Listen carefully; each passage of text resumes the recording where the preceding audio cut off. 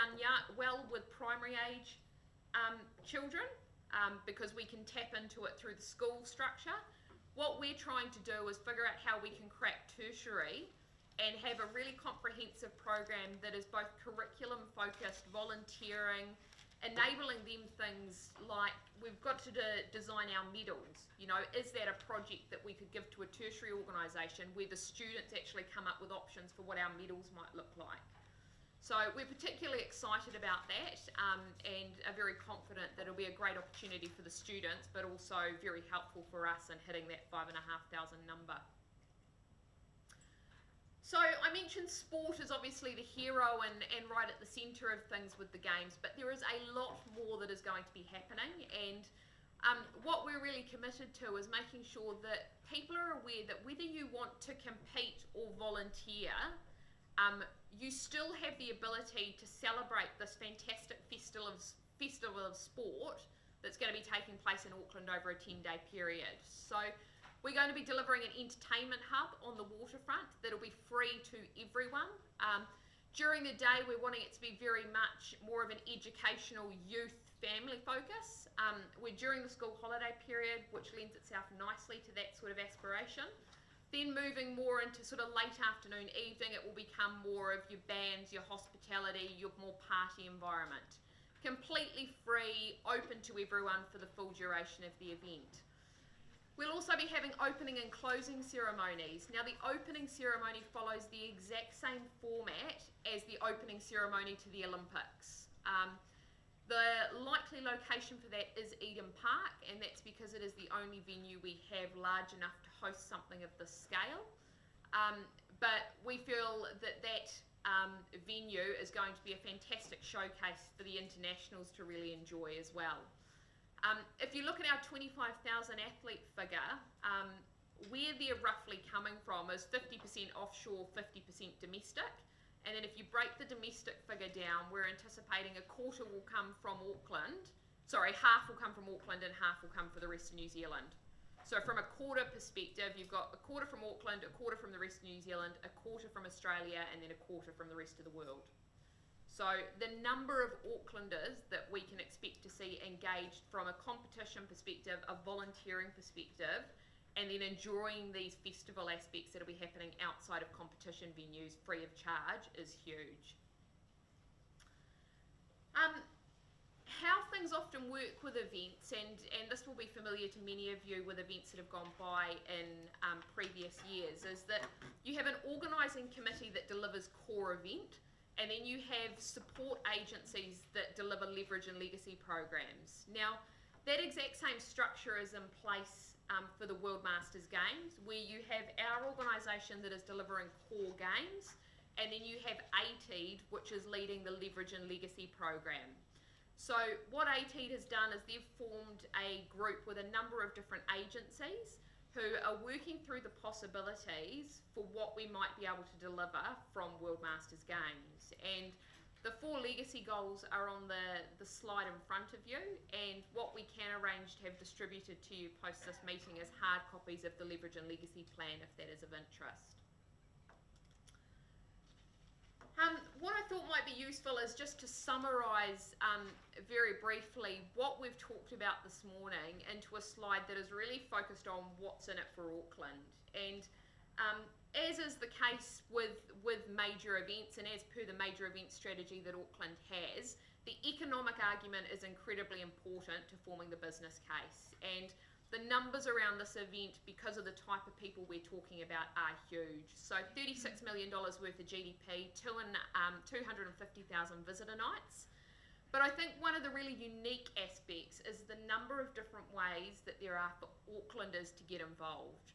They're able to compete, they're able to volunteer, they're able to join in the festivities that will be happening right around over this 10-day period completely free of charge. So for us, we're wanting to get out, we're wanting to connect with real people in the communities and make sure that they are aware of what they can do around this event. So just to wrap up in the interests of time, we've been on this journey for 2 years already. We have 2 years to go, and it's an incredibly critical 2 years. What I often say to my team, is that the final year doesn't often count with an event because you're in rollout mode. So 2015 is probably the most critical year for us. This year we have to finalise our value proposition. So what are we actually going to put into market? What are the price points and the inclusions that are going to help us get 25,000 athletes, 50% of those needing to come from offshore? This is the year that we'll launch our volunteer program. This is the year that we celebrate 2 years to go and 500 days to go. It's the year that we release the concept and the venue for the opening ceremony and the venue for the entertainment hub. So there is an awful lot that is going on this year, and you'll start to hear more and more about the games. We've been very mindful that with the fabulous summer of events that Auckland has had, there hasn't been a huge amount of point in us doing anything too vocal. So we are looking forward to the Black Caps winning on Sunday and cricket being over. Volvo is now out, and then once FIFA has moved through in June, you will start to hear a lot about the World Masters Games because it will be the next big thing coming through for people to get excited about. In terms of ongoing engagement with elected members, I think this slide could almost be reversed because the reality is I'm very happy to continue engaging with each of you and your local board colleagues however you would like me to. What we have been suggesting to this point is that we have regular briefings with the Mayor, Deputy Mayor and Councillor Fletcher, and that annually we come and present to the governing body. This is the first governing body presentation, obviously, since Auckland was successful in winning the games. Following this briefing, I am doing a roadshow with every local board, where I'm just working through the process currently of getting a slot on each of their agendas to go and personally present. And one of the things I will be asking each of those local boards is, what would you like to hear from us moving forward, and how can we keep you informed? So, in the same way, please do, following this briefing, if you would like more information, if you would like to hear from me more regularly, very happy to do so. Just need to receive some guidance from each of you, please. So look, that is what we had prepared. Have tried to whip through that content very quickly, so I apologise if there were some points I didn't spend too long on, but both Sir John and I are very happy to answer any questions you might have for us. Sir John and Gina, look, that was a stunning presentation and really exciting. I think the community has no idea how big this will be. They sort of got it with Rugby World Cup and of course Cricket World Cup, but this will be maybe even bigger. So look, really a timely presentation and a great heads up for us, and it looks like you've got it well under control. Now I've got a batting lineup, to use the vernacular. So I've got Councillor Linda. Is there anyone else who wants? Councillor Bill? You know, we'll just get the batting lineup first. Anyone else who wants to come in? Councillor Denise? Right? No? Right. Thank you. Fantastic presentation. I'm really pleased you got the chance to talk to us today. Just looking at the visitor numbers, what's the strategy around accommodation? Because we know in the last couple of weeks with the Eagles concert, all sorts of people were staying on whangārei. So is there discussion, is there discussion around that with anyone around developing our accommodation nights, etc.? Because I hope we've got enough room. Yes, so through the chair, the great news with this event is that people like to stay both within the CBD and close to their competition venues. We also know they like a nice variety of accommodation, so absolutely there are people who will want to stay in 4- and 5-star hotels, but equally there are a lot that will want apartments, motels, bed and breakfasts. So the dates for the games were actually selected in consultation with the Hotel Council and the New Zealand Tourism Association. This is the period of the year where they can accommodate it, and we feel we have sufficient capacity within Auckland to manage the numbers we have.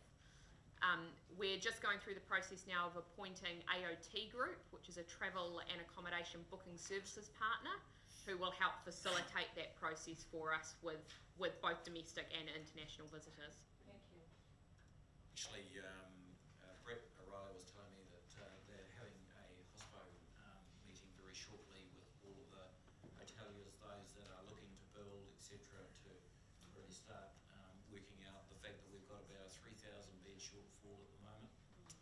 So it's all hands to the oars. Right, got Councillor Bill. Thank you, Mr. Mayor. It's John, Jenna, great presentation, and personally, Jenna, have every confidence in your abilities to present and pull through, make this all happen because of your works with the V8s down in Franklin. That went seamlessly. From a spectator percentage, it was perfect. I'm sure behind the scenes, just like this, there will be the odd little thing, the hiccup that needs to be sorted.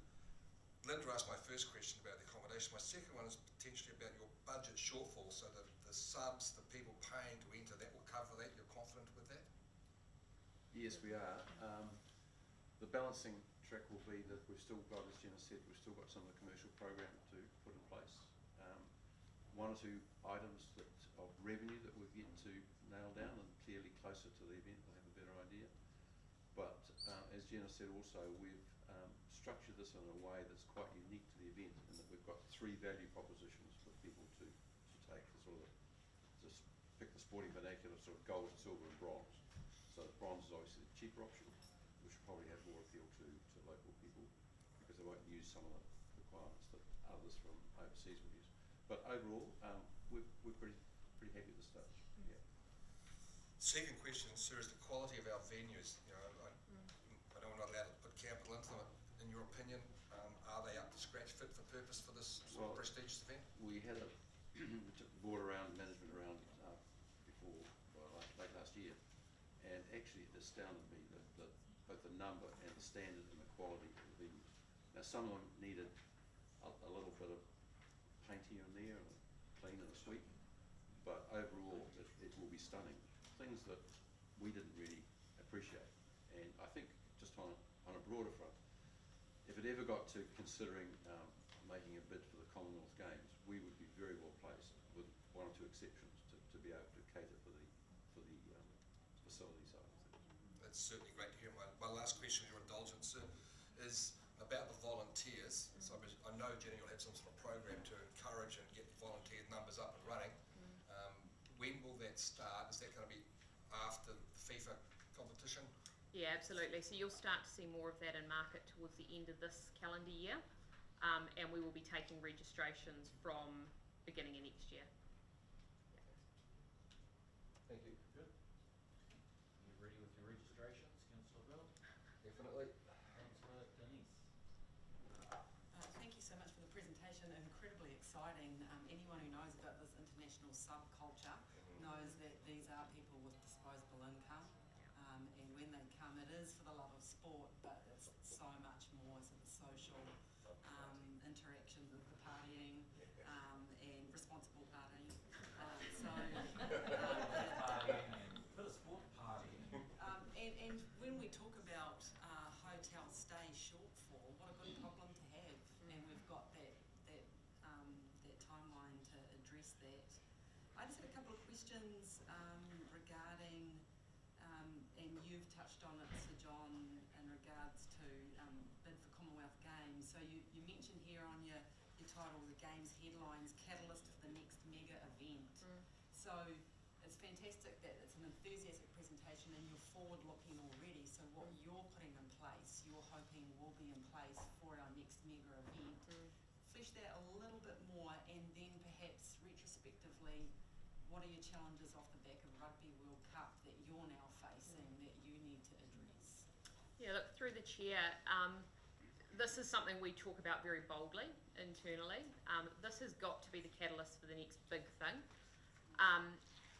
We have proven as a country we can deliver single discipline major events.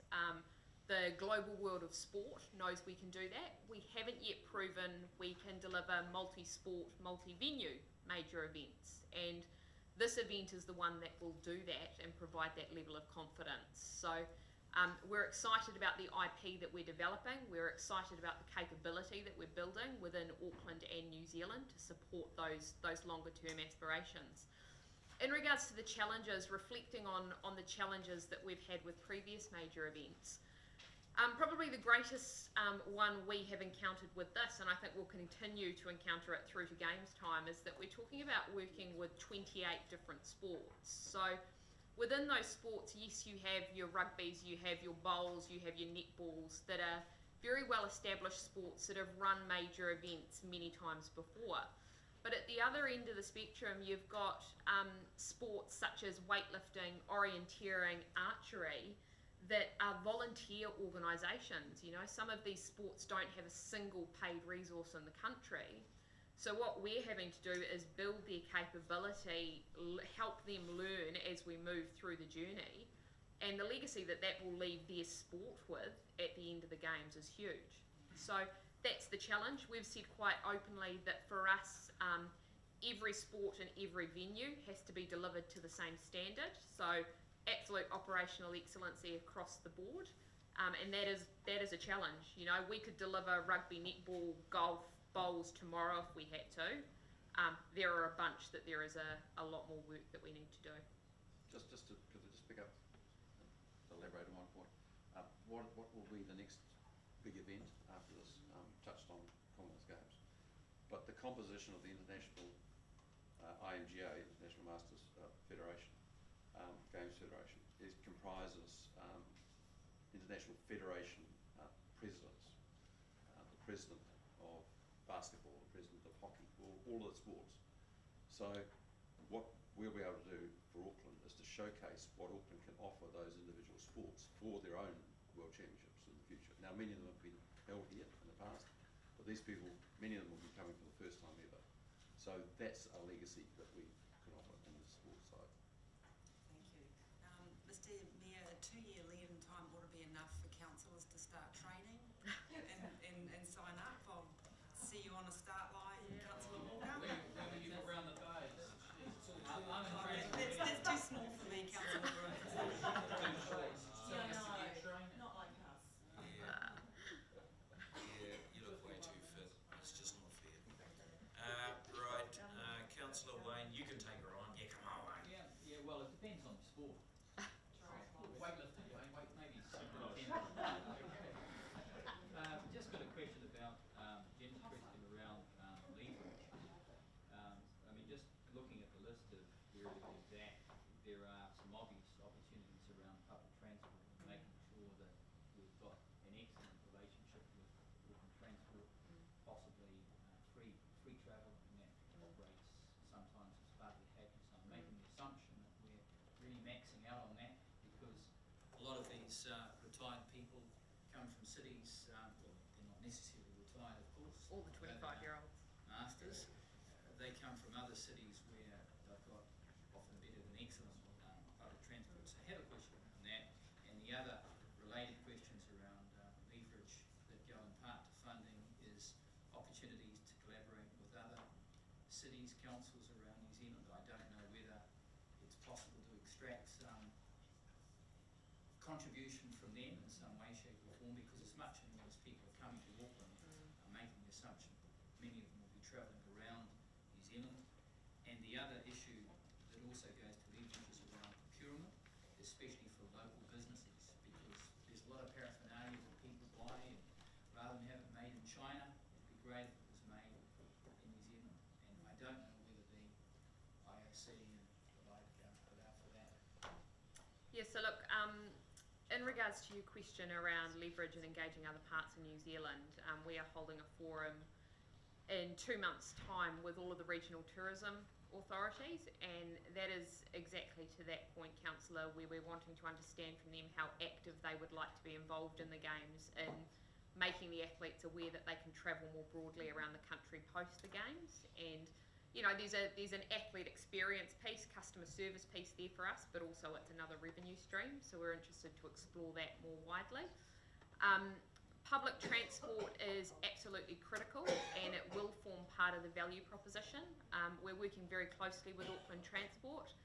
David Warburton and his team have been brilliant. There will be 2 of the 3 packages that athletes have available to them, which will have public transport, integrated transport included within their accreditation. So that is very much top of mind for us.